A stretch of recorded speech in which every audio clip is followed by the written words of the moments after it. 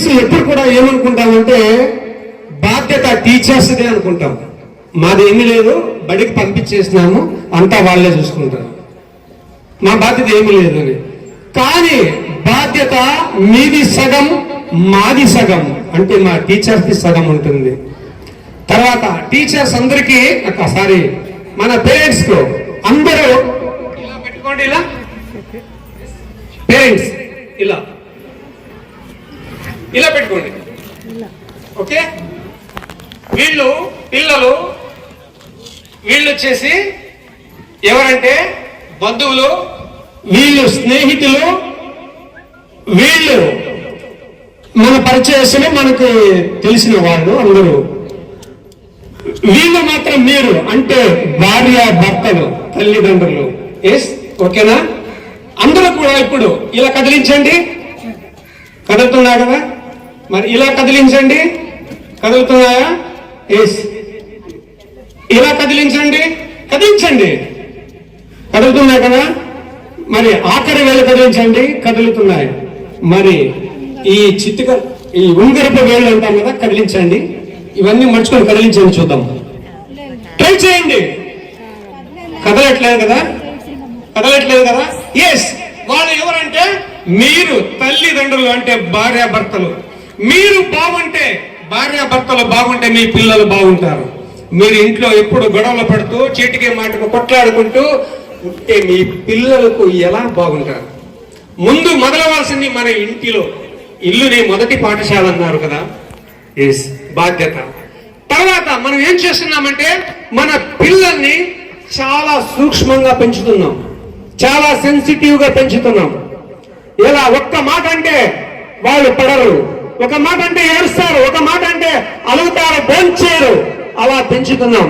ఒకవేళ టీచర్ ఒక వేటు కొట్టాడు అంటే వచ్చి ఎందుకు కొట్టాడు, మేమే కొట్టాము, నువ్వెందుకు కొడుతున్నావు అని అడిగేటువంటి తల్లిదండ్రులు కూడా ఉండవచ్చు. కొన్ని చోట్ల జరిగింది, పాల్గొనలో జరిగింది. ఒక టీచరు ఒక అబ్బాయిని తప్పు చేశాడని దండిస్తే, కొడితే ఆ తల్లిదండ్రులు వచ్చి టీచర్ మీద గలాటకు వచ్చారనమాట. నువ్వెందుకు కొడతావు, మేమే కొట్టము, మేమే ఒక్క మాట అనము, నువ్వెందుకు కొడతావు, నాకు దండిగా ఉంది ఆస్తి. ఆ టీచర్ అన్నాడు, ఏముంది ఆస్తి అంటే ఆటో ఉంది అన్నాడు. నా కొడుకు ఆటో కోలుకొని బతుకుతాడు అన్నాడు. అప్పుడు ఆ టీచర్ అన్నాడు, నాయనా మీరు మీ కొడుకుని దండించొద్దన్నారు కదా, ఈ రోజు నుంచి మేము దండించము. కానీ ఒక్క మాట, ఆ మాట ఏమిటంటే ఇప్పుడు మేము దండించకపోతే రేపు నీ కొడుకు పోలీస్ స్టేషన్ లో దెబ్బలు తినాల్సి వస్తుంది. అది అవసరమా, ఇది అవసరమా, నువ్వే తీర్చుకో అన్నారు. ఎంత గొప్ప మాట. ఇప్పుడు మేము కొట్టకపోతే, ఇప్పుడు మేము దండించకపోతే రేపు నీ కొడుకు పోలీస్ స్టేషన్ లో పోలీసుల చేత దెబ్బలు తినడం అవసరమా? దెబ్బలు తింటే నువ్వు తట్టుకోగలవా? మేము ఒక్క మాట మాట్లాడితే నీకు బాధ అవుతుంది, ఒక్క వేట కొట్టామని బాధపడుతున్నావే. ఎవరి కోసం? మీకోసం, మీ పిల్లల భవిష్యత్తు కోసం. మాకేమి ద్వేషం లేదు కదా మీ పిల్లల మీద. మీరు శత్రువులా మాకు? కాదు కదా. మరి మీరు మీకోసం, అందుకోసం సగం మీది, సగం మాది. అందరూ చాలా సెన్సిటివ్ గా పెంచుతున్నారు. ఒక వేటు కొడితే కొట్టకుండా పెంచుతున్నారు. అమ్మ ఎవరైనా ఏమన్నంటే టీచర్స్ అంటే ఒక మాట అంటే వచ్చుకోదు, నువ్వు రెండను పిల్లల్ని అలా పెంచుతున్నాం. వాళ్ళు రేపు ఏమవుతారు? టీనేజీలకు వచ్చినప్పుడు వాళ్ళని వాళ్ళు కంట్రోల్ చేసుకునే కెపాసిటీ లేకుండా పోతుంది. లవ్ ఫెయిల్ అయిందని, 10th ఫెయిల్ అయిందని, ఇంటర్ ఫెయిల్ అయిందని ఆత్మహత్యకు దారి తీసుకుంటున్నారు. ఎందుకోసం? మనం ఎప్పుడైతే సెన్సిటివ్ గా పెంచామో ఆ సెన్సిటివ్నెస్ మనకి ఇలా చేస్తుంది మిత్రులారా. అందుకోసం మన పిల్లల్ని ఎక్కువ సూక్ష్మంగా పెంచకండి.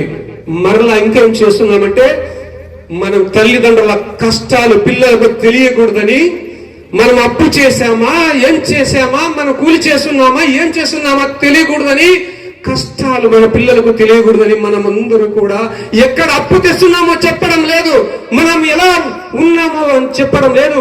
పేరెంట్స్ తిన్నారా లేదా, కానీ వీళ్ళకు మంచి తిండి దొరుకుతుంది కదా, మనం మంచి బట్టలు కట్టామా లేదా, కానీ మన పిల్లలకు మంచి బట్టలు కడుతున్నాం కదా, ఇవన్నీ ఎలా వస్తున్నాయి నాన్న అని చెప్పాలి. మీరు కష్టం విలువ తెలియాలి పిల్లలకు. ఎప్పుడైతే కష్టం విలువ తెలియకపోతుందో వాళ్ళు ఫ్యూచర్ లో వాళ్ళు చాలా ఇబ్బందులు పడాల్సి వస్తుంది. అందుకోసం కష్టం విలువ తెలియాలి. ఇంట్లో ఇప్పటి నుంచి ఇంట్లో పనులు చేయాలి, పనులు నేర్పించండి.